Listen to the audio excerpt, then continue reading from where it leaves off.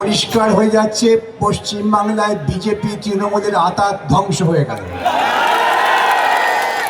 গত 15 বছর ধরে বিজেপির হাত ধরে তৃণমূল পশ্চিমবঙ্গের মানুষের সর্বনাশ করেছে, ধর্মীয় বিভাজন করেছে।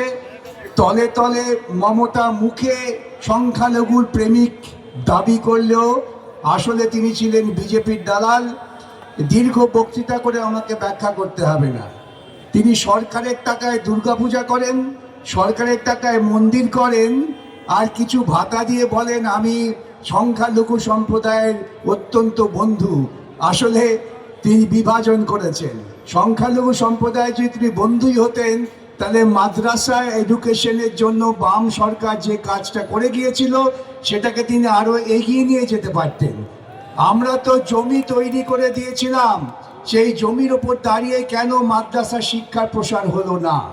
কেন আজও আমাদের মাদ্রাসায় শিক্ষিত ছেলে মেয়ে যারা শিক্ষক পদের জন্য রাস্তায় বসে আছেন, কেন তাদের বিক্ষোভ করতে হচ্ছে? তার কারণ বিজেপি থেকে নির্দেশ আছে যে তুমি কোনো মতেই সংখ্যালঘু সম্প্রদায়ের মানুষকে শিক্ষিত হতে দিও না। তাদের ওপর জুলুম চালাবার জন্য বিজেপি তৃণমূল সক্রিয়। আপনারা দেখেছেন বিগত বিধানসভায় একজন মাত্র প্রার্থী আমার ভাই নৌসাদ, তিনি জয়ী হয়েছিলেন। একা বিধানসভায় দাঁড়িয়ে তিনি যেভাবে লড়াই করেছেন, সেই লড়াইতেই তৃণমূলের ভয়ে কাঁপুনি ধরে গেছে। তৃণমূল নিজে থেকে এই অঞ্চলের প্রার্থীকে তার নেত্রী বলছেন তুই তো বোমা মারিস, তাকেই প্রার্থী করেছেন। আবার বলছেন যে আমার যা নিরাপত্তা তা আমি তোকে দিয়ে দেব।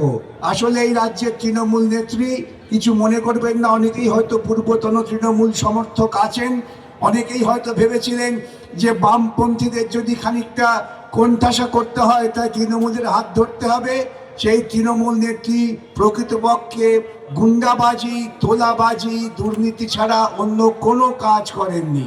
রেশন নিয়ে দুর্নীতি, ভাবতে পারেন সরকার সাবসিডি দিয়ে রেশনের জিনিসপত্র আমাদের দেয় যাতে মানুষের খাওয়ার ক্ষেত্রে কোনো ঘাটতি না হতে পারে। সেই রেশনের চাল গম চুরি করছেন। যিনি চুরি করছেন তিনি বালু।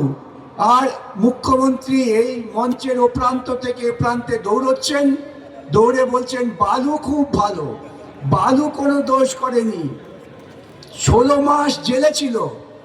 ইডি বলছে কয়েকশো কোটি টাকা শুধুমাত্র চাল গম চুরি করে বালু সম্পদ তৈরি করেছে। আমাকে এক সাংবাদিক জিজ্ঞাসা করলেন, আচ্ছা স্যার, পার্থ চ্যাটার্জিকে কেন প্রার্থী করেনি তৃণমূল নেত্রী, আর আপনি তৃণমূল নেত্রীকে দুর্নীতিগ্রস্ত বলছেন? কই পার্থকে তো প্রার্থী করলো না। আমি বললাম আপনারা দেখেছেন বালুকে তিনি বলেছেন খুব ভালো, কেন জানেন? চুরির টাকা বালু দিদির ঘরে পৌঁছে দিয়েছিল। আর পার্থকে কেন প্রার্থী করেনি জানেন? পার্থটা এত বোকা, ও টাকাটা নিজের বান্ধবীর ঘরে রেখেছিল, মমতাকে পৌঁছে দেয়নি। এই একটিমাত্র কারণেই পার্থকে প্রার্থী করেনি। পার্থ যদি কিছু টাকা পৌঁছে দিত তাহলে এত সমস্যা হতো না। এইরকম একটা দুর্নীতিগ্রস্ত দল আমাদের ঘাড়ের ওপর চেপে বসেছিল শুধুমাত্র প্রচার মাধ্যমের জন্য, আর পেছন থেকে মোদি তাকে সমর্থন করছেন। আজকে যেই দিনই বাম আইএসএফ চুক্তি হয়ে গেছে, যেদিনই বাম আইএসএফ ঐক্যবদ্ধ হয়েছে, সেদিনই ওরা বুঝে গেছেন যে দিদিকে আর বাঁচানো যাবে না। তাই দিল্লি থেকে উড়ে এসছেন মোদি আর অমিত শাহ। তারা আসলে দিদিকে রক্ষা করতে চান। বিজেপি ক্ষমতায় আসতে পারবেন না ওরা জানেন, কিন্তু পশ্চিমবঙ্গের মানুষ বিজেপির মতো এইরকম একটি সাম্প্রদায়িক দলকে কোনো মতেই সমর্থন করেনি, কোনোদিনও করবেও না। অতএব ওরা এসে মানুষকে বিভ্রান্ত করছেন। কি বলছেন? আচ্ছা আচ্ছা দিদি বলছেন 1500 দেবো, আমরা নয় 3000 দেবো।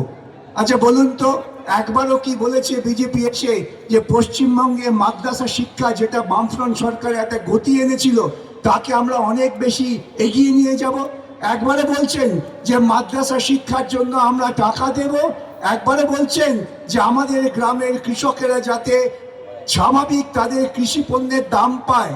কৃষকেরা আপনার এই অঞ্চল কৃষি অঞ্চল, আলু চাষিরা দাম পাচ্ছেন না, তারা আমার কাছে আসেন, এসে বলেন আমরা কি করব, আত্মহত্যা করা ছাড়া আমাদের কোনো পথ নেই। কৃষকেরা তার কৃষি উৎপাদনের সঠিক দাম পাচ্ছেন না।